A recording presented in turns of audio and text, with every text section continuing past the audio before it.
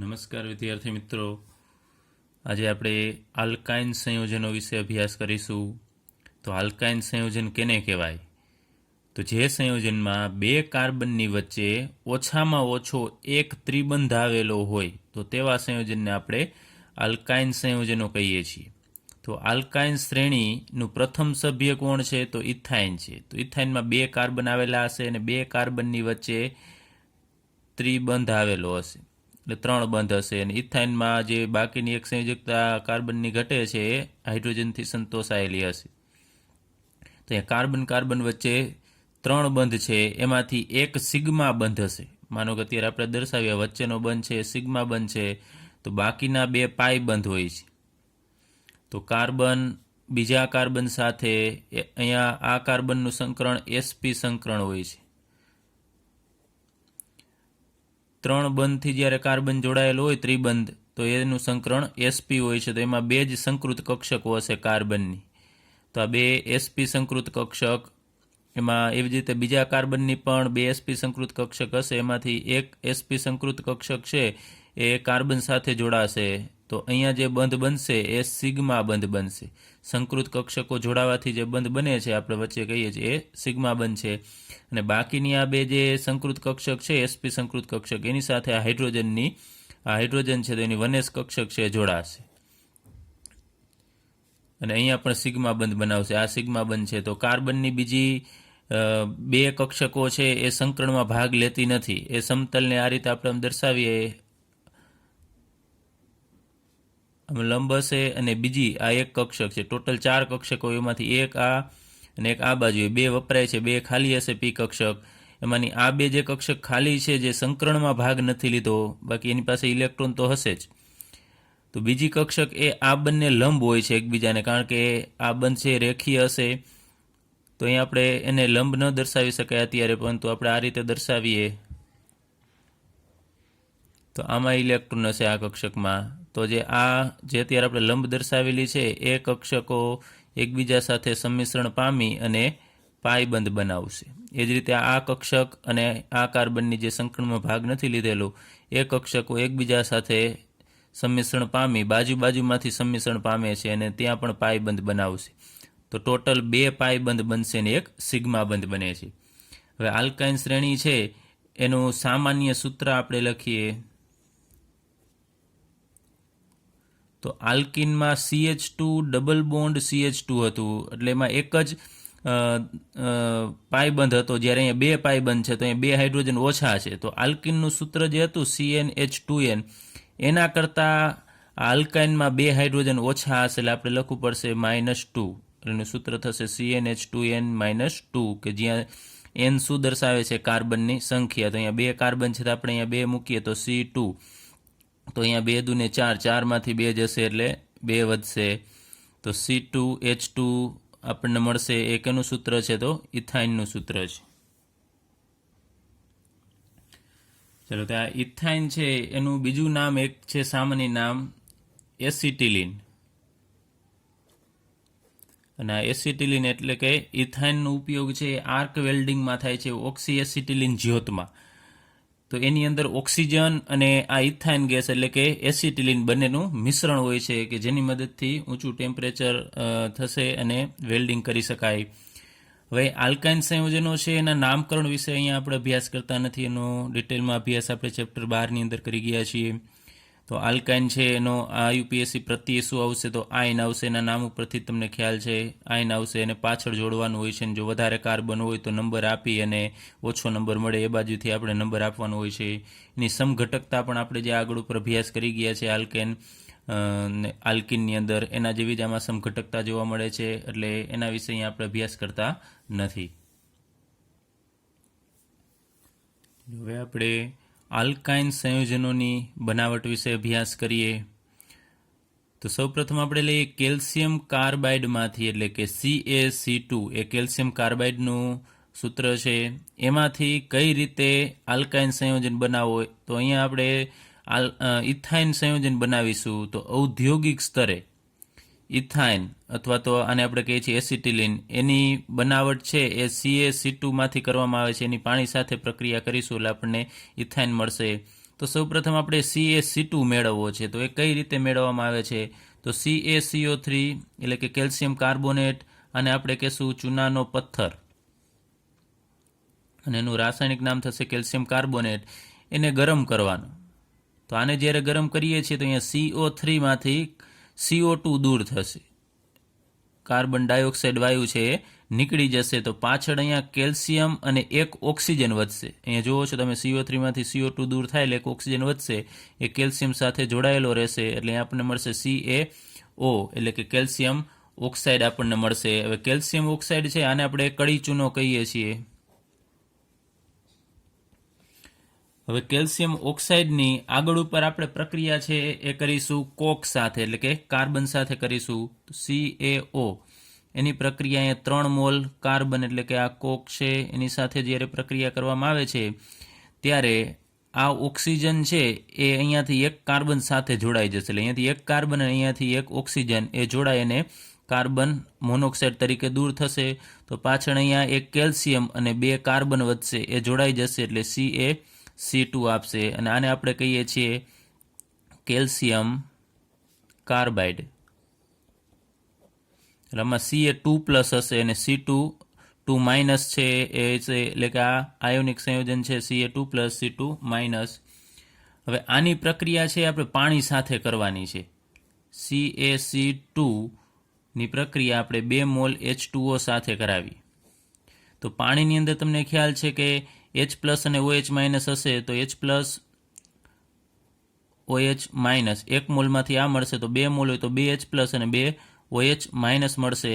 તો અહીંયા કેલ્શિયમ છે એ આ 2 OH- સાથે જોડાઈ જશે અને એમાંથી આપશે આપણને CaOH ટ્વાઇસ કેલ્શિયમ હાઇડ્રોક્સાઇડ આપશે. અને અહીંયા જે 2 કાર્બન છે એ આ 2 H+ સાથે જોડાઈ જશે, એટલે અહીંયા C2- હોય છે, એ આ 2 H+ સાથે જોડાય અને એમાંથી આપણને આપશે, જો ટૂંકમાં લખીએ તો C2H2 આમ લખીએ એટલે આ ઇથાઇન થશે, અથવા તો આપણે બીજું વિસ્તૃત રીતે લખવું હોય તો આમ લખી શકાય CH ટ્રિપલ બોન્ડ CH. તો આ 2 કાર્બન અહીંયા C- હોય છે બંને જગ્યાએ, પછી એ આ H+ સાથે જોડાય અને ઇથાઇન સંયોજન છે આપશે. ત્યારબાદ વિસિનલ ડાયહેલાઇડ સંયોજનોમાંથી આલ્કાઇન સંયોજનની બનાવટ. તો અહીંયા આપણે વિસિનલ ડાયહેલાઇડ કેને કહેવાય આગળ ઉપર વાત કરેલી કે બાજુના કાર્બન ઉપર જ્યારે 2 હેલોજન જોડાયેલા હોય તો એને આપણે વિસિનલ ડાયહેલાઇડ કહેશું. તો અહીંયા આપણે લીધેલું છે અહીંયા CH2 અને મેં અહીંયા વિસ્તૃત રીતે દર્શાવેલું છે CH2. તો અહીંયા બંને બાજુના કાર્બન ઉપર બ્રોમિન છે, એનું IUPAC નામ થશે 1,2-ડાયબ્રોમો ઇથેન. તો એની પ્રક્રિયા આપણે આલ્કોહોલિક KOH સાથે કરવાની છે, એટલે કે પોટેશિયમ હાઇડ્રોક્સાઇડને આપણે આલ્કોહોલની અંદર ઓગાળવાનો. માનો કે આલ્કોહોલ તરીકે આપણે ઇથેનોલ લીધેલો હોય તો અહીંયા ઇથેનોલિક KOH પણ કહી શકાય. એટલે આલ્કોહોલનો ઉપયોગ છે આ KOHને ઓગાળવા માટેનો છે, એટલે દ્રાવણ બનાવવા માટેનો છે. તો આ બંનેનું મિશ્રણ છે જ્યારે 1,2-ડાયબ્રોમો ઇથેનની અંદર એડ કરવામાં આવે છે ત્યારે શું થશે? તો આપણે આગળ ઉપર તમને ખ્યાલ હોય તો બીટા વિલોપન પ્રક્રિયાનો અભ્યાસ કરી ગયા છીએ. એમાં પણ આપણે આ રીતે આલ્કોહોલિક KOH અથવા તો ત્યાં આપણે નામ આપેલું ઇથેનોલિક KOH એની સાથે જ પ્રક્રિયા કરેલી. તો અહીંયા KOHમાં K+ અને OH- આ રીતે આયનો છૂટા પડશે. તો અહીંયાથી K+ છે એ અહીંયાથી Br- સાથે જોડાઈ જશે. આ બંધના ઇલેક્ટ્રોન છે બ્રોમિન છે એ મેળવી લેશે અને અહીંયા Br- તરીકે છૂટું પડશે. તો મેં અહીંયા રાઉન્ડમાં આ બંધ છે લઈ લીધો છે, એનો મતલબ કે અહીંયા આ જગ્યાએના જે બંધના ઇલેક્ટ્રોન છે બ્રોમિન મેળવીને Br- તરીકે છૂટો પડશે. તો અહીંયાથી K+ અને અહીંયાથી Br- એટલે KBr છૂટો પડશે. ત્યારબાદ અહીંયા વધેલો OH- છે. હવે અહીંયા વધશે શું, આપણે પહેલાં એ લખીએ તો ડાયરેક્ટલી આપણે આ જગ્યાએ હજી એક અહીંયા સાથે લઈ લઈએ OH- એ આ કાર્બન ઉપરથી બ્રોમિન દૂર થાય છે તો એના બાજુનો કાર્બન છે એના ઉપરથી એક હાઇડ્રોજન દૂર થશે. તો અહીંયાથી H+ દૂર થાય છે. તો હું માત્ર આમ H ઉપર રાઉન્ડ કરું છું એટલે કે H+ જ દૂર થશે. તો આ અહીંયાથી H+ અને અહીંયાથી OH- એ જોડાય અને H2 આપશે. તો પાછળ વધશે શું એ લખીએ અહીંયા CH2.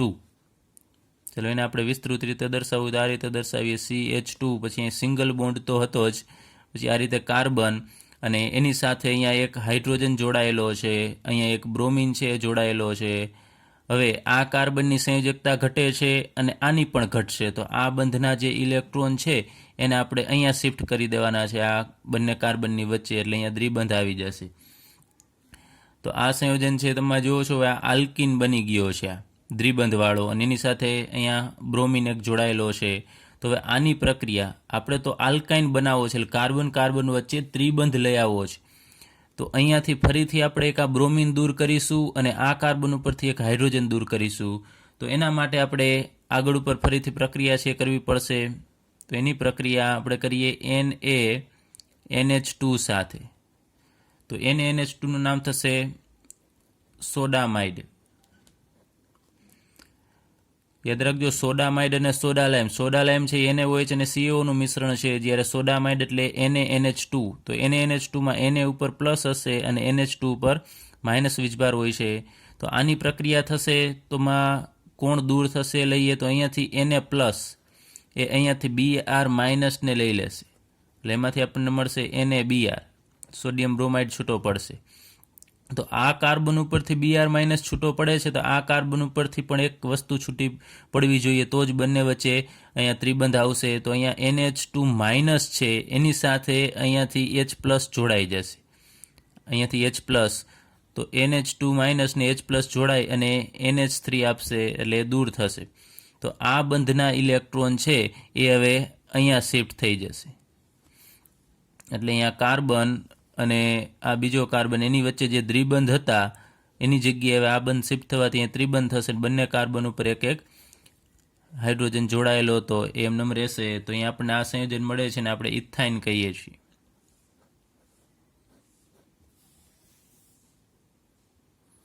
ચલો, તો અહીંયા આલ્કાઇન સંયોજનોની બનાવટ પૂર્ણ થાય છે. હવે આપણે આલ્કાઇન સંયોજનોના રાસાયણિક ગુણધર્મ વિશે અભ્યાસ કરીએ. તો આલ્કાઇન સંયોજનો છે કેવી પ્રક્રિયા આપે છે. તો અહીંયા આપણે અભ્યાસ કરીશું આલ્કાઇન સંયોજનોના એસિડિક સ્વભાવ વિશે, ત્યારબાદ એની યોગશીલ પ્રક્રિયા અને પોલિમરાઇઝેશન પ્રક્રિયા વિશે. તો સૌપ્રથમ લઈએ આલ્કાઇનનો એસિડિક સ્વભાવ. તો આલ્કાઇન છે એ એસિડિક સ્વભાવ બતાવે છે, એનો મતલબ કે એ સ્વભાવે એસિડિક હશે તો એની પ્રક્રિયા બેઝ સાથે થશે.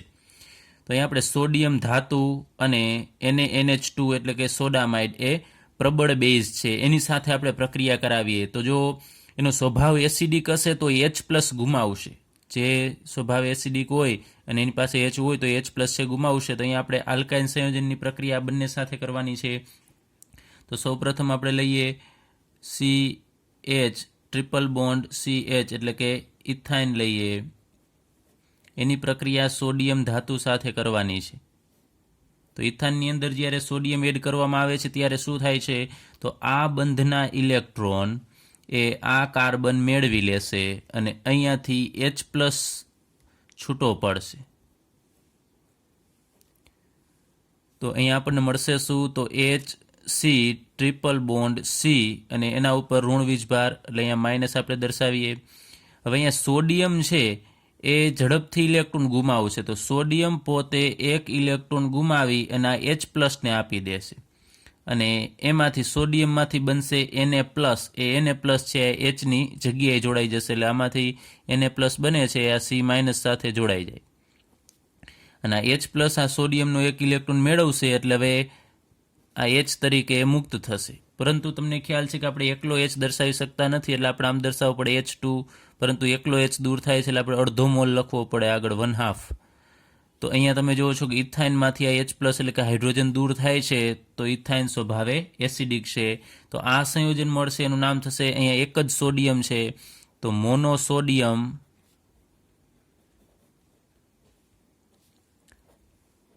ઇથિનાઇડ. હજુ તમે જુઓ છો કે આ મોનોસોડિયમ ઇથિનાઇડ છે એની પાસે અહીંયા હાઇડ્રોજન છે, તો ફરીથી આ આગળ ઉપર પ્રક્રિયા આપી શકે. તો અહીંયા આપણે લઈએ મોનોસોડિયમ ઇથિનાઇડ છે એની પ્રક્રિયા ફરીથી આપણે સોડિયમ સાથે કરીએ.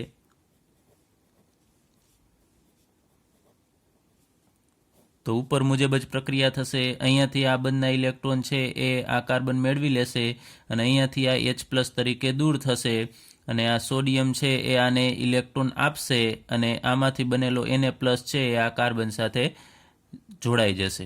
એટલે અહીંયાથી માઇનસ જે બને છે એની સાથે આપણે Na પ્લસને જોડી દઈએ તો અહીંયા Hની જગ્યાએ અહીંયા Na પ્લસ અને આ H પ્લસ આ ઇલેક્ટ્રોન આનો મેળવી અને H તરીકે દૂર થશે, જેને આપણે આમ દર્શાવીશું 1/2 H2. તો અહીંયા હવે તમે જુઓ છો કે 2 સોડિયમ છે, તો આનું નામ થશે ડાયસોડિયમ ઇથિનાઇડ.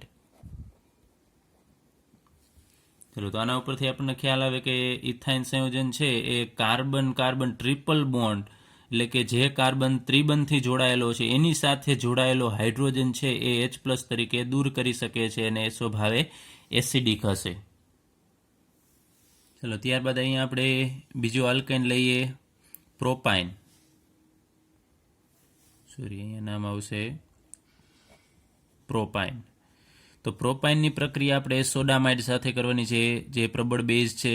તો અહીંયાથી આ બંધના ઇલેક્ટ્રોન કાર્બન સાથે જોડાયેલો હાઇડ્રોજન છે એના ઇલેક્ટ્રોન આ કાર્બન મેળવી લેશે અને એમાંથી આપણને મળશે CH3C એ ટ્રિપલ બોન્ડ C માઇનસ, અને એની સાથે સોડામાઇડનો Na+ જોડાઈ જશે.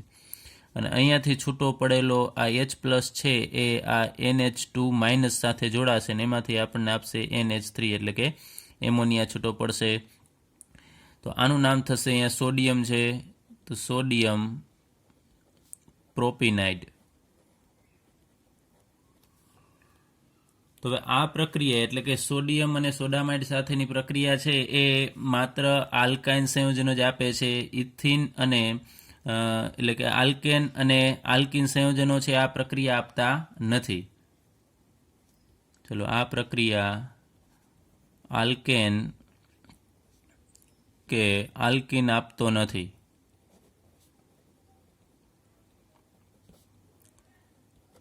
તો આલ્કેન છે એનું આપણે ઉદાહરણ લઈએ તો CH3 સિંગલ બોન્ડ CH3, એટલે કે ઇથેન, અને આલ્કિનનું ઉદાહરણ લઈએ ઇથિન. અને આ પ્રોપાઇન અથવા તો અહીં આપણે ઇથાઇન લીધેલો છે એની અંદર કાર્બન કાર્બન વચ્ચે ટ્રિપલ બોન્ડ આવેલો છે. તો અહીંયા આપણે એક બીજું ઉદાહરણ અહીંયા છે જ, ચાલો લખતા નથી. તો કાર્બન કાર્બન અહીંયા આલ્કેન છે એમાં કાર્બનનું સંકરણ sp3 હશે, આ બંને કાર્બનનું સંકરણ. જ્યારે આલ્કિનની અંદર આ કાર્બનનું સંકરણ sp2 હશે. અને આ ઇથાઇન કે પ્રોપાઇનમાં જે ટ્રિપલ બોન્ડથી જોડાયેલો છે એ કાર્બનનું સંકરણ sp સંકરણ હશે. ચલો, આ કાર્બનના સંકરણ પણ sp હશે. તો આગળ ઉપર આપણે અભ્યાસ કરી ગયા છીએ કે વિદ્યુત ઋણતાનો ક્રમ. કયો કાર્બન વધુ વિદ્યુત ઋણ હશે, આ sp સંકરણવાળો કે sp2 વાળો કે sp3 સંકરણવાળો? તો sp સંકરણ ધરાવતો જે કાર્બન હશે એ સૌથી વધુ વિદ્યુત ઋણ હોય, એનાથી ઓછી વિદ્યુત ઋણતા sp2 અને એનાથી ઓછી sp3 સંકરણ ધરાવતા કાર્બનની હશે. કારણ કે આમાંથી જે કક્ષક બનશે, જે અહીંયા કાર્બન અને હાઇડ્રોજન વચ્ચે જે બંધ હશે, એમાં જે કાર્બનની જે કક્ષક છે એની અંદર એક S હશે અને એક P નો હિસ્સો હશે. એટલે કે આમાં આપણે કહી શકાય 50% S લાક્ષણિકતા હોય. S લાક્ષણિકતા એટલે કે S નો હિસ્સો 50% હશે. જ્યારે અહીંયા ટોટલી 3 કક્ષકો છે એના ભાગ પડશે એટલે 33.33 જેવું આવશે, ને અહીંયા 25% જ હિસ્સો આ S કક્ષકનો હશે. તો S કક્ષકનો હિસ્સો અહીંયા 50% સૌથી વધુ છે, કારણ કે જે કક્ષક આ રીતે આપણે દર્શાવીએ છીએ સંકૃત કક્ષક આમ, તો એની અંદર S અને P બંને કક્ષકોનું મિશ્રણ હશે, એટલે બંનેનો 50-50% હોય. તો S કક્ષક છે એ કેન્દ્રથી નજીક આવેલી હોય, આપણે આ રીતે એમ દર્શાવીએ છીએ. તો કેન્દ્રની નજીક S કક્ષક હશે તો એના ઇલેક્ટ્રોન છે કેન્દ્રથી વધુ નજીક હશે, તો એ વધુ પ્રમાણમાં ખેંચાયેલા રહેશે, કારણ કે S કક્ષક કેન્દ્રની નજીક હોય છે. તો વિદ્યુત ઋણતા sp સંકરણ ધરાવતા કાર્બનની છે એ વધારે હશે. તો અહીંયા જે આ બંધના ઇલેક્ટ્રોન છે કે કાર્બન અને હાઇડ્રોજન, ખાસ યાદ રાખજો, ત્રિબંધથી જોડાયેલો કાર્બન છે એની જ આપણે વાત કરીએ છીએ, એની વિદ્યુત ઋણતા વધારે હશે કારણ કે એનું સંકરણ sp છે. તો આ બંધના ઇલેક્ટ્રોન વધુ પ્રમાણમાં એ પોતાની તરફ ખેંચી રાખશે, અને કારણ એની તમને ખ્યાલ છે કે હેલોજનમાં કેમ, માનો કે આપણે લઈએ HF કે HCl હશે, માનો કે HF છે તો આ બંધના ઇલેક્ટ્રોન ફ્લોરિન પોતે મેળવી અને અહીંયાથી H+ ને મુક્ત કરી શકે, કારણ કે ફ્લોરિનની વિદ્યુત ઋણતા વધારે છે. અહીંયા આ બીજા બધા કાર્બન કરતાં આ કાર્બનની વિદ્યુત ઋણતા વધારે છે, એટલે આ ઇલેક્ટ્રોન સરળતાથી મેળવીને H+ તરીકે દૂર એને મુક્ત કરી શકશે. જ્યારે આ બંને આલ્કેન કે આલ્કિન એના કાર્બનની જે વિદ્યુત ઋણતા છે એ ઓછી છે, એટલે આ બંધના ઇલેક્ટ્રોન પોતે ખેંચી શકતો નથી. એટલા માટે માત્ર આલ્કાઇન સંયોજન છે એમાં ટ્રિપલ બોન્ડથી જોડાયેલા કાર્બન સાથેનો હાઇડ્રોજન છે એ જ એસિડિક હોય. પછી માનો કે આપણે અહીંયા પ્રોપાઇન લીધેલો છે, તો આ હાઇડ્રોજન છે CH3 વાળો એ એસિડિક હોતો નથી. યાદ રાખજો, ટ્રિપલ બોન્ડ સાથે જોડાયેલો, ટ્રિપલ બોન્ડથી જે કાર્બન જોડાયેલો છે એની સાથે જોડાયેલો હાઇડ્રોજન જ એસિડિક હોય. ત્યારબાદ આપણે આ બીજા બે સંયોજન અહીંયા દર્શાવેલા છે, બ્યુટ-1 આયન અને બ્યુટ-2 આયન. તો આ બંને સંયોજનોની આપણે સોડામાઇડ કે સોડિયમ સાથે પ્રક્રિયા કરીએ તો આ બંને પ્રક્રિયા આપશે કે નહીં આપણે કહેવાનું છે. તો તમે જુઓ છો કે સોડામાઇડ સાથે આ આલ્કાઇન ક્યારે પ્રક્રિયા આપશે? મેં આગળ ઉપર વાત કરેલી કે અહીંયા એસિડિક હાઇડ્રોજન હોય તો પ્રક્રિયા આપે. તો ટ્રિપલ બોન્ડથી જોડાયેલો કાર્બન છે એની સાથે હાઇડ્રોજન હોય તો પ્રક્રિયા આપશે. તો અહીંયા તમે જુઓ છો બ્યુટ-1 આયનમાં ત્રિબંધથી જોડાયેલા આ બે કાર્બન છે, એમાં આ કાર્બન સાથે કોઈ હાઇડ્રોજન નથી, પરંતુ આ કાર્બન સાથે અહીંયા હાઇડ્રોજન જોડાયેલો છે, તો આ H+ તરીકે મુક્ત થઈ શકશે. તો આ પ્રક્રિયા આપશે. જ્યારે અહીંયા તમે જુઓ છો કે અહીંયા ત્રિબંધથી જોડાયેલા જે કાર્બન છે એની સાથે એક પણ હાઇડ્રોજન જોડાયેલો નથી, તો આ પ્રક્રિયા આપશે નહીં. કારણ કે આની સાથે પ્રક્રિયા આપવા માટે H+ મુક્ત કરવો જોઈએ, જ્યારે અહીંયા તો H+ છે જ નહીં એકઈ, કારણ કે આ H+ મુક્ત થતા નથી, કારણ કે આ કાર્બનનું સંકરણ તો sp3 હશે, તો એ H+ તરીકે મુક્ત કરાવી શકતા નથી. કારણ કે H+ તરીકે મુક્ત કરવા માટે કાર્બન અને હાઇડ્રોજન વચ્ચે જે બંધ છે એ બંધના ઇલેક્ટ્રોન આ કાર્બનને મેળવી લેવા પડે. ની મેળવે ક્યારે? કે જો એનું સંકરણ sp હોય, એટલે કે વધુ વિદ્યુત ઋણતા ધરાવતો જો કાર્બન હશે તો જ મેળવશે. એટલે આ હાઇડ્રોજન દૂર નહીં થાય, અને અહીંયા તો છે જ નહીં, એટલે આ પ્રક્રિયા સોડામાઇડ કે સોડિયમ સાથે આપશે નહીં. ત્યારબાદ અહીંયા આપણે જુદા જુદા સંયોજનો છે એના એસિડિક સ્વભાવ વિશે ચર્ચા કરીએ. તો આમાંથી વધુ એસિડિક કોણ હશે? અહીંયા ઇથેન છે, આ ઇથિન છે અને ઇથાઇન. તો તમને ખ્યાલ છે ઇથાઇન છે એમાં કાર્બનનું સંકરણ sp હશે, જ્યારે અહીંયા sp2 હમણાં આપણે વાત કરી જ, અને sp3. તો sp સંકરણવાળો કાર્બનની વિદ્યુત ઋણતા વધારે હોય તો આ H ને ઝડપથી મુક્ત કરી શકશે, એટલે આની એસિડિકતા વધારે. અથવા તમે આના ક્રમ પ્રમાણે પણ જોઈ શકો, sp વધુ વિદ્યુત ઋણ હોય તો એની એસિડિકતા વધારે, એના કરતાં ઓછી આની, એના કરતાં ઓછી આની થશે, કારણ કે sp3 સંકરણ ધરાવતા કાર્બનની વિદ્યુત ઋણતા પણ ઓછી હશે. ત્યારબાદ અહીંયા આપણે આ બધા, અહીંયા તો આલ્કેન આલ્કીન આલ્કાઇન આપેલો હતો, જ્યારે અહીંયા ત્રણે સંયોજન છે આપણને આલ્કાઇનના જ આપેલા છે. તો કોણ વધુ એસિડિક હશે? તો અહીંયા તમે જુઓ છો કે આ કાર્બન છે એના ઉપરથી આ હાઇડ્રોજનને મુક્ત કરવો હોય તો આ બંધના ઇલેક્ટ્રોન છે એ આ કાર્બનને મેળવવા પડે.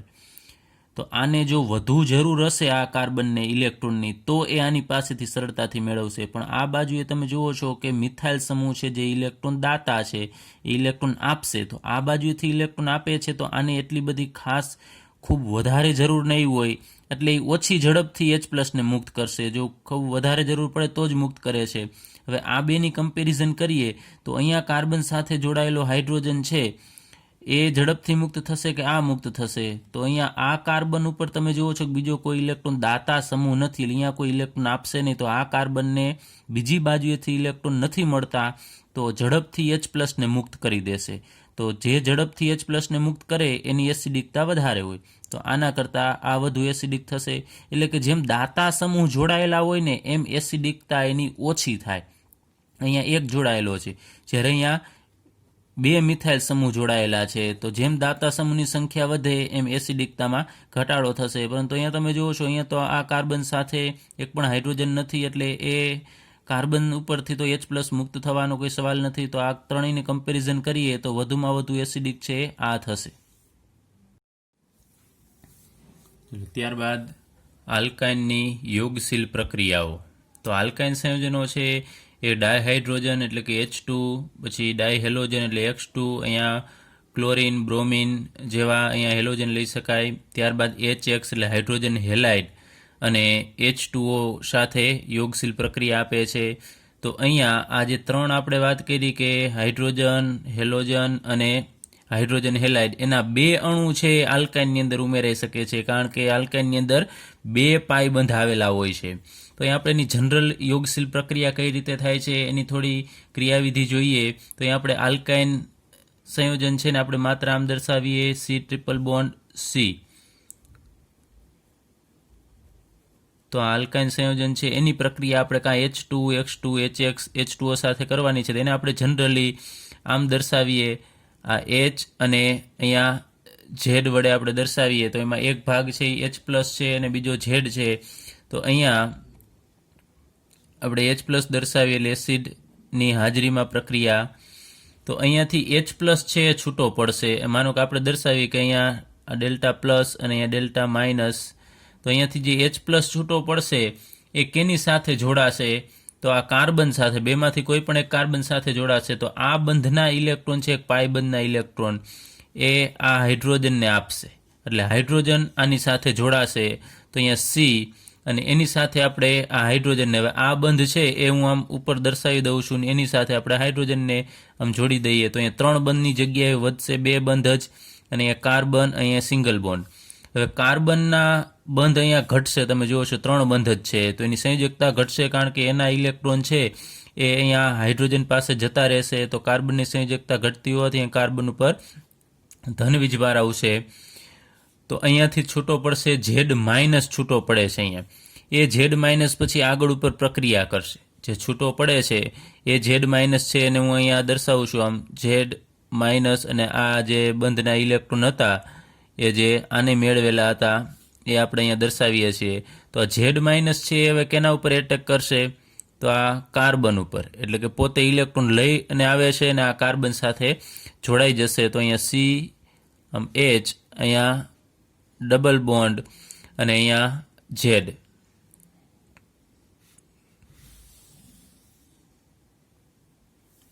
ચલો, તો અહીંયા તમે જુઓ છો કે આ ધન વીજભારિત કાર્બન છે એટલે કેટાયન થશે અને ડબલ બોન્ડ વાળો છે તો આનું નામ થશે વિનાઇલિક કેટાયન.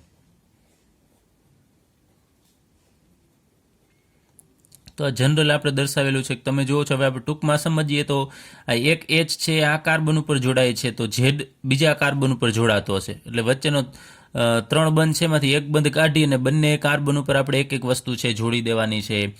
અને હવે અહીંયા નિપજ કઈ મળશે? એનો આધાર છે એ વિનાઇલિક કેટાયન છે એની સ્થાયીતા ઉપર રહેશે કે કેટલો આ સ્થાયી છે. જો એની સાથે દાતા સમૂહ જોડાયેલા છે કે નહીં એના ઉપર આધાર રાખશે. અને બીજું કે અહીંયા આલ્કાઇન સંયોજન જો અસમમિત હોય, એટલે કે બંને બાજુએ જો અલગ અલગ પ્રકારના સમૂહ જોડાયેલા હોય તો એ પ્રક્રિયા આપણે આગળ ઉપર અભ્યાસ કરી ગયા એ મુજબ માર્કોવ-નિકોવના નિયમ મુજબ થશે. એટલે કે ઋણ ભાગ છે એ ઓછા હાઇડ્રોજન ધરાવતા કાર્બન સાથે જોડાશે. તો હવે આપણે અમુક સંયોજનોનું ઉમેરણ લઈએ, યોગશીલ પ્રક્રિયાઓ. તો આલ્કાઇન સંયોજનોની અમુક મોટા ભાગની પ્રક્રિયાઓ થાય છે ઇલેક્ટ્રોન અનુરાગી વિસ્થાપન પ્રક્રિયા વડે થાય છે. તો અહીંયા સૌપ્રથમ આપણે લઈએ ડાયહાઇડ્રોજનનું ઉમેરણ. તો આનો અભ્યાસ આપણે આગળ ઉપર કરી ગયા છીએ. ઇથાઇન છે એમાં કાર્બન વચ્ચે ટ્રિપલ બોન્ડ છે, એમાંથી 2 પાઈ બંધ હશે. તેની અંદર આપણે H2 ઉમેરવો છે, પ્લેટિનમ, પેલેડિયમ અથવા તો નિકલ ઉદ્દીપકની હાજરીમાં.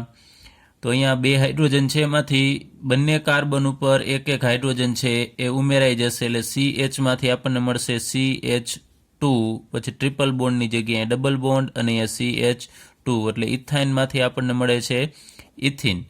તો ફરીથી આપણે એની પ્રક્રિયા આગળ ઉપર H2 સાથે કરવાની છે અને આ બધા ઉદ્દીપક લેવાના થશે PT, Ni. તો ફરીથી આ હાઇડ્રોજન છે એ અહીંયા એડ થશે, એક હાઇડ્રોજન આ જગ્યાએ, એટલે CH2 આપણને મળશે CH3, ડબલ બોન્ડની જગ્યાએ સિંગલ બોન્ડ અને અહીંયા CH3. તો ઇથિનમાંથી હવે જે આપણને મળે છે ને આપણે ઇથેન કહીએ છીએ. તો અહીંયા આપણે કહી શકાય ઇથાઇનમાંથી આ ઇથિનની બનાવટ અને ઇથિનમાંથી આ આલ્કેન મળે છે તો આલ્કેનની બનાવટ પણ કહી શકાય. તો આ પ્રક્રિયાઓ આપણે આગળ ઉપર અભ્યાસ કરી ગયા છે. અહીંયા પણ ઉદ્દીપકની જરૂર પડશે. તો અહીંયા તમે ટૂંકમાં શરૂઆતમાં અહીંયા 2 મોલ H2 દર્શાવી દેશો તો પણ ચાલે, તો ડાયરેક્ટલી આપણને ઇથાઇનમાંથી ઇથેન મળે. તો ત્યારબાદ આપણે બીજું એક ઉદાહરણ લઈએ. ઇથાઇન પછી પ્રોપાઇન લઈએ. CH3C triple bond CH. ચલો, આ પ્રોપાઇન એની પ્રક્રિયા આપણે કરવાની છે ઉપર મુજબ જ H2 સાથે કરવાની છે અને આ જ ઉદ્દીપકની હાજરીમાં કાં પ્લેટિનમ લેવાનો અથવા પેલેડિયમ લેવાનો અથવા તો નિકલ ઉદ્દીપક. ને જો નિકલ ઉદ્દીપક લેવામાં આવે તો ઊંચું તાપમાન, ઊંચા દબાણની જરૂર પડશે. અહીંયા સેમ ઉપર મુજબ જ બંને કાર્બન ઉપર આપણે એક એક હાઇડ્રોજન છે એડ કરી દેવાના છે. એટલે અહીંયા ટ્રિપલ બોન્ડની જગ્યાએ ડબલ બોન્ડ, અને અહીંયા CH2 એની પણ આગળ મુજબ આપણે H2 સાથે પ્રક્રિયા કરવાની. તો જ્યાં સુધી પાયબંધ હોય ને ત્યાં સુધી હાઇડ્રોજન છે ઉમેરાઈ શકશે. તો ફરીથી બંને કાર્બન ઉપર એક એક હાઇડ્રોજન એડ કરી દેવાનો, એટલે CH3 અહીંયા CHની જગ્યાએ હવે CH2, ડબલ બોન્ડની જગ્યાએ સિંગલ બોન્ડ, અને CH2માંથી CH3, એટલે કે આપણને મળે છે પ્રોપેન. તો અહીંયા તમે જુઓ છો ઓલ ઓવર આપણે 2 મોલ H2 છે એ ઉમેરીએ છીએ, કારણ કે 2 પાયબંધ હોય ને તો 2 મોલ ડાયહાઇડ્રોજન છે એનું ઉમેરણ થઈ શકશે. ત્યારબાદ હેલોજનનું ઉમેરણ. તો અહીંયા આપણે શરૂઆતમાં આલ્કાઇન તરીકે લીધેલો છે પ્રોપાઇન, અને એની અંદર આપણે ઉમેરવો છે બ્રોમિન, એટલે કે Br2, જેને આપણે આમ અલગ અલગ દર્શાવેલા છે, Br સિંગલ બોન્ડ Br. તો એનો રંગ હશે લાલ નારંગી રંગ. હવે ડાયબ્રોમિનનું આપણે કાર્બન ટેટ્રાક્લોરાઇડની અંદર દ્રાવણ બનાવવાનું, અને એને આપણે પ્રોપાઇનની અંદર ઉમેરવાનું. તો અહીંયા પ્રોપાઇનનો જે પાયબંધ છે તૂટશે, અને બંને કાર્બન ઉપર એક એક બ્રોમિન છે એ જોડાઈ જશે. તો આપણને મળશે આમ CH3C, એની સાથે અહીંયા બ્રોમિન, અને અહીંયા ડબલ બોન્ડ, અહીંયા CH, અને ત્યાં એક બ્રોમિન જોડાઈ જશે. તો આનું નામ થશે અહીંયા 1, 2, 3. પહેલા અને બીજા કાર્બન ઉપર બ્રોમિન છે, એટલે 1, 2 ડાયબ્રોમો પ્રોપિન થશે, કારણ કે અહીંયા હવે દ્વિબંધ છે એટલે આલ્કિન થશે. એટલે એની પ્રક્રિયા ફરીથી આપણે બ્રોમિન સાથે કરી શકાય, કારણ કે ઉમેરણ થશે, કારણ કે હજુ એક પાયબંધ છે. તો અહીંયા આપણે ફરીથી બ્રોમિનનું ઉમેરણ કરીએ, Br2. તો અહીંયા એક પાયબંધ તૂટશે, અને બંને કાર્બન ઉપર એક એક બ્રોમિન જોડાઈ જશે. તો અહીં CH3C, અહીંયા Br. તો અહીંયા ટોટલી તમે જુઓ છો કે 2 પાયબંધ તૂટશે, અને 2 અણુ Br2ના છે એ અહીંયા જોડાઈ જશે. ચલો, જે આ કાર્બન ઉપર અહીંયા એક હાઇડ્રોજન દર્શાવવાનો રહેશે.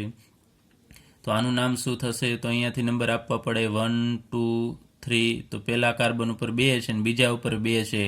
તો જે આ કાર્બન ઉપર 2 છે તો આપણે 2 વખત નંબર લખવાના, 1, 1. ત્યારબાદ બીજા કાર્બન ઉપર 2 છે એટલે 2 વખત નંબર 2, 2, અને ટોટલ 4 બ્રોમિન છે એટલે ટેટ્રા બ્રોમો. અને 3 કાર્બન વાળો હવે આલ્કેન કહેવાય, એટલે કે પ્રોપેન. તો અહીંયા જ્યારે 2 બ્રોમિન આપણે આગળ ઉપર વાત કરેલી કે 2 બ્રોમિન ભેગા હોય ત્યારે એનો રંગ છે લાલ નારંગી થશે. એવા આની અંદર ઉમેરાય છે એટલે બંને બ્રોમિન અલગ થઈ જાય છે, તમે જોઈ શકો છો. તો હવે આનો રંગ છે લાલ નારંગી હોતો નથી, એ રંગવિહીન થશે. તો જ્યારે આપણે બ્રોમિન આની અંદર એડ કરીએ છીએ ત્યારે એ પોતાનો લાલ નારંગી રંગ છે દૂર કરે છે. તો આગળ ઉપર આપણે વાત કરેલી કે આ બ્રોમિન જો એડ થઈને રંગ દૂર એનો થાય તો એ સૂચવે છે કે આની અંદર પાયબંધ હાજર છે, એટલે કે અસંતૃપ્તતાની પરખ માટેની આ એક કસોટી છે.